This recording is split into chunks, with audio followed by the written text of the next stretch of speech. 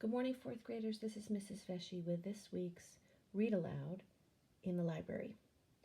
This book, Henry's Freedom Box, A True Story from the Underground Railroad, is written by Ellen Levine, illustrated by Kadir Nelson. It is in the fiction section. It's considered historical fiction, but there is really more truth to it than fiction. It's based on the true story of Henry Box Brown, who was a slave and escaped slavery in an interesting way. Henry's Freedom Box. Henry Brown wasn't sure how old he was. Henry was a slave, and slaves weren't allowed to know their birthdays.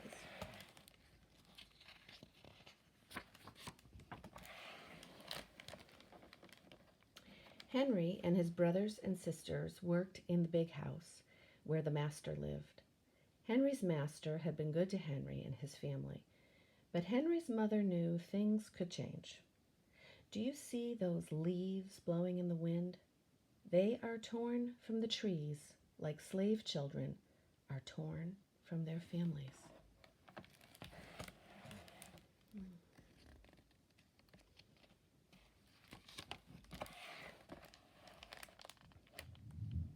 One morning, the master called for Henry and his mother. They climbed the wide staircase. The master lay in bed with only his head above the quilt. He was very ill. He beckoned them to come closer. Some slaves were freed by their owners. Henry's heart beat fast. Maybe the master would set him free. But the master said, "You are a good worker, Henry. I am giving you to my son. You must obey him and never tell a lie." Henry nodded, but didn't say thank you. That would have been a lie.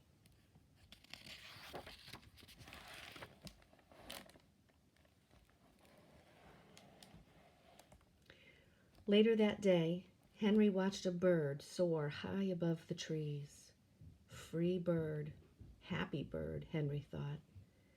Henry said goodbye to his family. He looked across the field. The leaves swirled in the wind.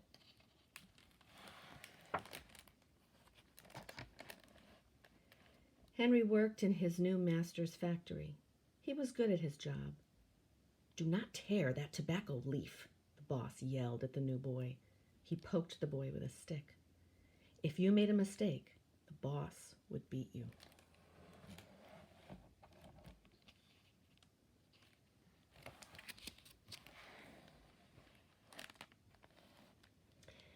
Henry was lonely.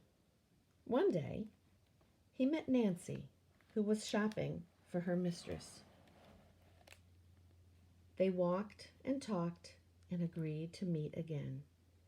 Henry felt like singing, but slaves didn't dare sing in the streets. Instead, he hummed all the way home.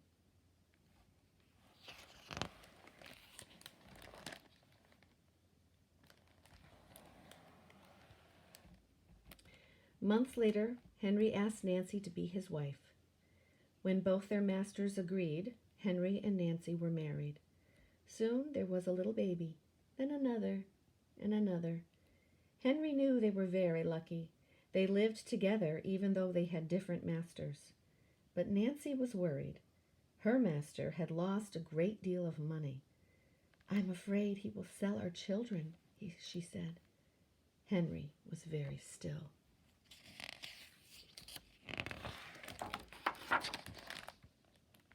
Henry worked hard all morning. He tried to forget what Nancy had said.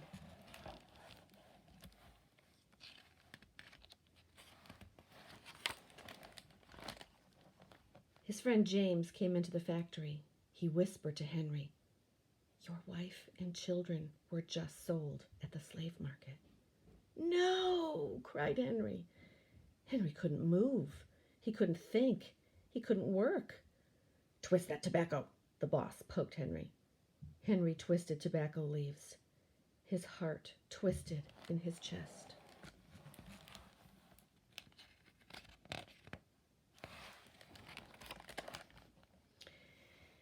At lunchtime, Henry rushed to the center of town. A large group of slaves were tied together. The owner shouted at them. Henry looked for his family. "Father! Father!" Henry watched his children disappear down the road. Where was Nancy? He saw her the moment she saw him. When he wiped away his tears, Nancy too was gone.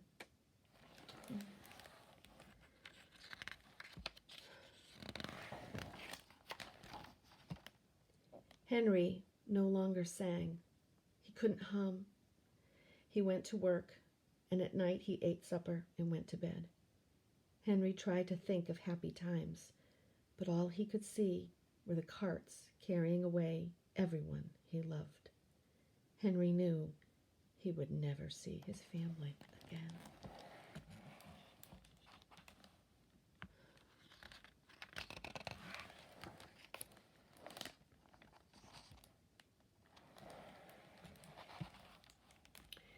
Many weeks passed. One morning, Henry heard singing.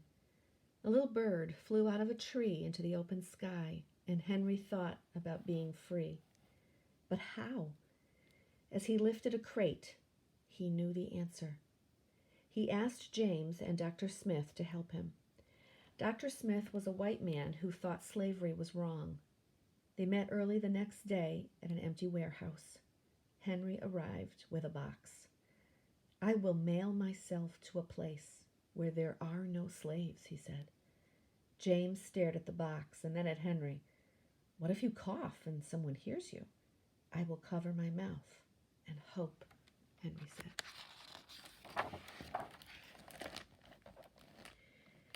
Dr. Smith wrote on the box, "To William H. Johnson, Arch Street, Philadelphia, Pennsylvania."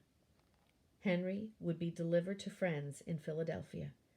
Then he printed on the crate, in big letters, "This side up with care."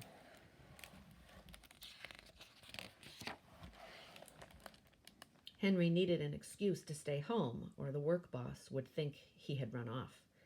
James pointed to Henry's sore finger, but Henry knew it wasn't bad enough.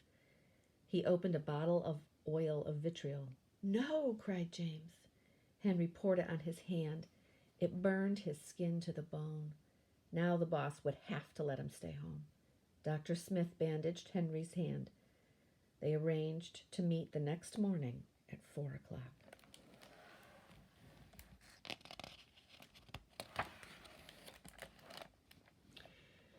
The sun was not yet up when Henry climbed into the box. "Ready," he said. James nailed down the lid. Dr. Smith and James drove to the station. The railway clerk tipped the box over and nailed a paper to the bottom. Dr. Smith begged the clerks to be careful, but they didn't listen. They threw the box into the baggage car.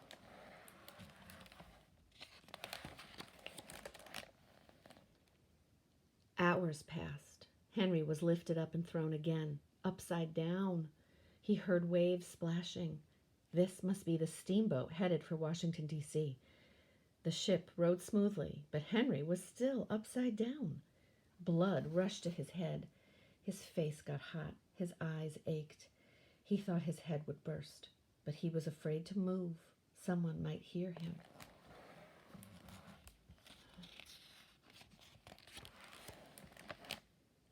"I'm tired of standing," someone said. "Why don't we move that box and sit on it?" said another. Henry held his breath. Could they be talking about his box? Henry was pushed. The box scraped the deck. Now he was on his right side, now on his left, and suddenly right side up.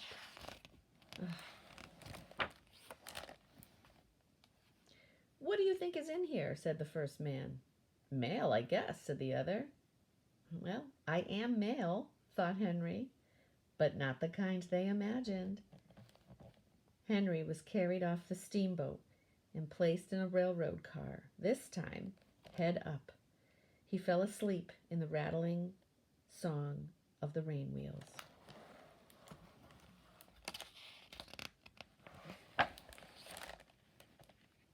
He awoke to loud knocking.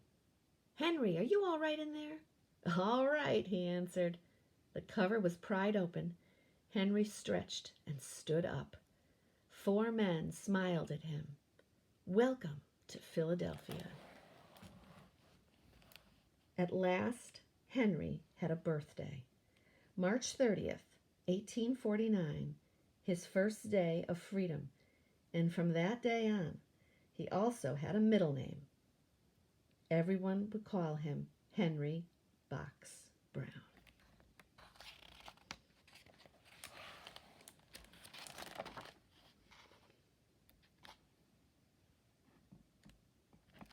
Author's note reads, I'm going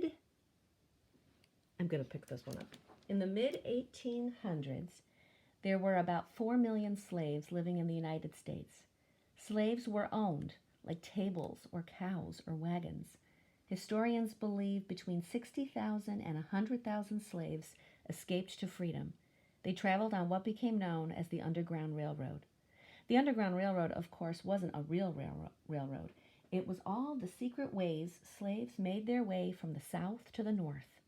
The fugitives hid in carts, rode on horseback, walked hundreds of miles through forests and swamps, and crossed flowing rivers in summer and icebound rivers in winter. They traveled any way they could to reach freedom. Conductors and station masters hid them and helped them throughout their journey. When Henry Brown climbed into his freedom box, he hoped he'd be carried to a safe world. He brought along a small tool to make air holes, a little water, and a few biscuits. His only worry was about being caught. Henry arrived safely in Philadelphia, having traveled 350 miles from Richmond, Virginia, in 27 hours. His story made newspaper headlines in America and Europe, and Henry Box Brown became one of the most famous runaway slaves on the Underground Railroad. The man who mailed himself to freedom.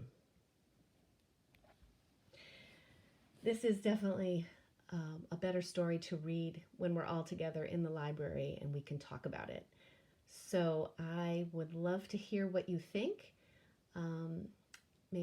We can have a little discussion thread in Google Classroom, and then I'll have a few questions just to get an idea of what you thought about the story. Anyway, I hope you all have a great day. Take care. Bye.